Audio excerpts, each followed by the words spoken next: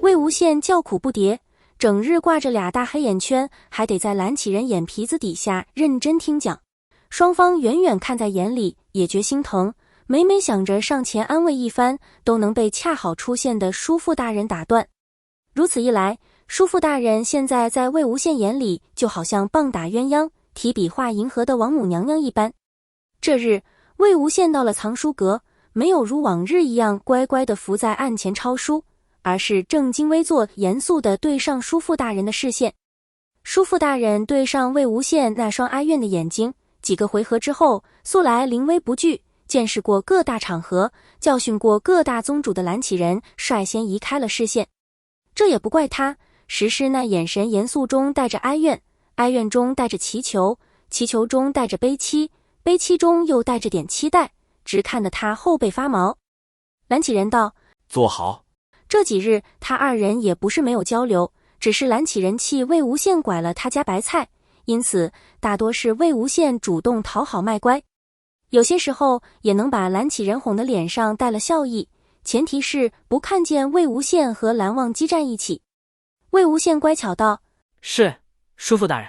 蓝启仁瞪眼：谁是你叔父？不准叫我叔父。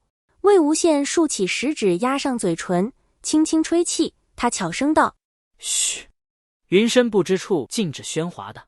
蓝启仁道：你学的倒是快。魏无羡谦虚道：哪里，是叔父大人您教的好。蓝启仁怒道：不准叫我叔父。魏无羡问道：那我叫您什么合适？叫先生。可是叔父大人。蓝启仁瞪他。魏无羡立马改口：先生，先生好吧。先生，您说我都要嫁来姑苏蓝氏了，我首先是蓝湛的道侣，还是云梦的大弟子？蓝启仁皱眉，婚约已定，蓝忘机是娶，魏无羡是嫁，嫁来云深不知处，自然就是他姑苏蓝氏的人，当然首先认夫家。于是他道：嫁夫随夫，你首先应当是忘机的。魏无羡面带微笑地看着他。他们蓝氏里面没有话说一半就没了的道理，蓝启仁心中恼怒，却不得不说下去。忘机的道侣。魏无羡拍手道：嘿，这就对了嘛。叔父大人您别瞪我，我嫁过来自然就是蓝湛的人，蓝湛叫您叔父，我于情于理自然也是要唤一声叔父的。蓝启仁论不过魏无羡，不说话了。魏无羡乘胜追击：叔父大人您看啊，我与蓝湛既是道侣，平日里是不是该多些交往，同甘共苦，患难与共？理是这么个理，可蓝启仁心中不甘呀。魏无羡接着道：道侣遇事本应一同应对，可如今我与蓝湛几日未见。蓝启仁拍桌道：够了。魏无羡乖乖闭嘴，满脸委屈，却不屈地用那严肃中带着哀怨，哀怨中带着祈求，祈求中带着悲戚，悲戚中又带着点期待的眼神盯着蓝启仁。蓝启仁忍不住了，他道：滚，滚去祠堂。魏无羡立刻站起来，朝他行了一礼，多谢叔父大人，随后跑了。苦苦熬了几日，终于守得云开见月明。魏无羡跑了几步，随即想起云深不知处禁止疾行，便杀了下来，用那打着擦边球的步伐往蓝氏祠堂那边赶去。狐朋狗友们正闲逛着，远远便瞧见魏无羡面带喜色往这边来，周围恰巧有几名蓝氏门生，于是他们没敢叫，远远地朝魏无羡挥手。魏无羡却似没有看见他们，心无旁骛地朝这边走着。直到魏无羡到了他们跟前，脚步顿了顿，才惊道：原来是你们。狐朋狗友们一脸狐疑，抱歉方才没看见你们。原来不是因为急着找他们，因此面带喜色，狐朋狗友们有点伤心。魏无羡急着去与蓝忘机同甘共苦，患难与共，于是他道：我有事先走了，告辞。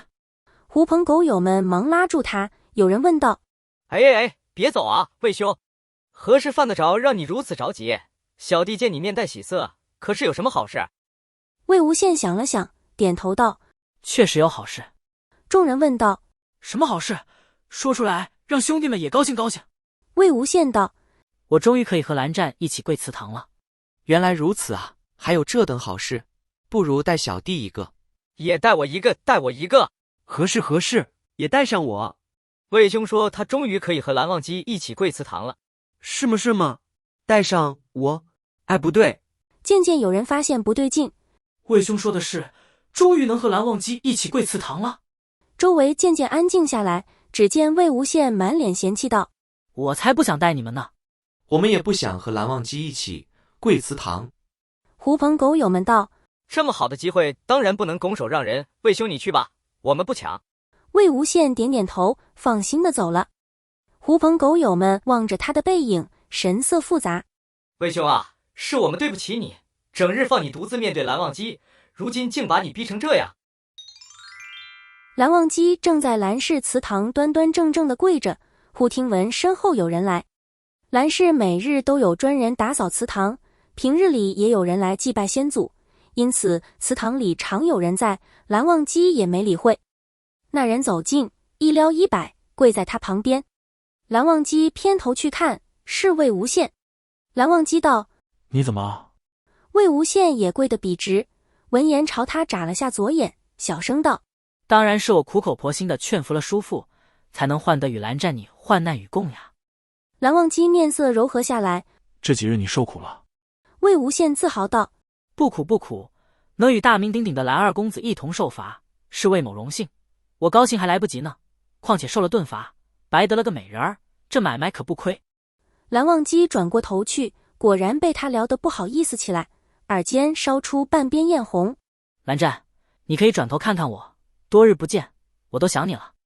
蓝忘机没理他，那半边艳红又往下蔓延。此时正跪着祠堂，魏无羡也不好真玩起来，老老实实跪着。跪了半天，只听蓝忘机道：魏婴，什么？你若累了便回去，我可以多跪几日。别呀，蓝二哥哥，想我在莲花坞时3天2头就要跪一次，早就习惯了。我怕你，怕我受委屈？得了吧，蓝湛，跪我夫家列祖列宗算哪门子委屈？我还当这是与你提前拜堂了呢。看来在魏无羡面前，担心是多余的，拜堂才是正经的。天色渐晚，湖面上起了风，裹着淡淡荷香，推着原本走得急匆匆的小舟行得更快了些。风吹得有点冷，魏无羡手里那东西却烫得很，还出了一层细密的薄汗。魏无羡回头安慰道：蓝湛，没关系，你不要紧张。蓝忘机颔首，手却攥得更紧了。魏无羡接着道：我比你更紧张。蓝忘机这才发现不只是他的，连魏无羡的手也紧紧握着，力道竟不比他小。魏无羡的脸也绷着，眼睛紧盯着前方莲花坞的方向。蓝忘机不知该如何安慰，便抬起另一只手去揉那毛茸茸的脑袋。魏无羡转头看他，眯着眼睛去蹭头顶的手，神色松了些。在一旁看着二人的江澄不屑道：你们俩够了，能不能收敛点？魏无羡靠着蓝忘机，伸出食指摇了摇。江澄，你不懂此种心情。他身后的蓝忘机还跟着郑重点了点头。江澄问道：我不懂什么？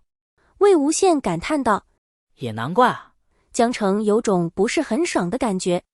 魏无羡起身，伸手朝江澄肩膀重重拍了2下，用一副过来人的口气语重心长的道：等你日后找了道侣，就明白师兄的感受了。江澄咬牙道：滚！魏无羡与蓝忘机二人白日里听完学便去跪祠堂，原本连夜里也要跪着，但好在魏无羡油嘴滑舌的，又去蓝启仁面前也不知叨叨了什么，被蓝启仁扔出屋子，拿到了之后夜里不用去跪祠堂的许可。两人跪了几月祠堂，听学便结束了。世家子弟们挨个道别，此次连聂怀桑都脱离了苦海，甩着眼泪被他大哥御剑拎走了。因着婚约仪式，蓝忘机这个女婿迟早都是要拜访一次莲花坞的，便赶着听学结束这机会，准备与魏无羡和江澄一起去云梦。狐朋狗友们依依不舍的，听学结束也顾不得怕蓝忘机了，纷纷跑来与魏无羡道别。有人拉过魏无羡，小声问道：魏兄，怎地听学都结束了，蓝忘机还揪着你不放？魏无羡道：不是蓝湛揪着我，他此番本就是要去云梦的。那人一惊：去云梦？去云梦做什么？魏无羡含糊道：提亲？不对，这会儿有点早，见亲家吧。那人又问：见亲家？蓝忘机与你们云梦的姑娘定亲了？谁啊？是哪家仙子？仙子魏无羡道。我。魏兄，你别开玩笑。魏无羡认真道。真的是我。